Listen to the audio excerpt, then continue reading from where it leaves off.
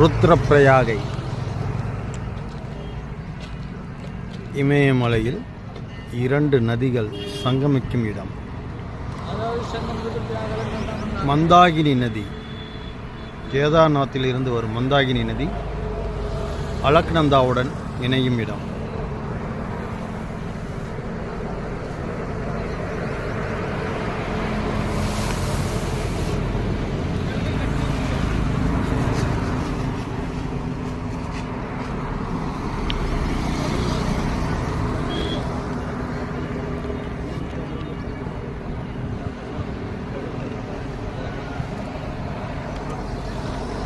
லெஃப்டில் வர்றது மந்தாகினி, ரைட்டில் அலக்நந்தா.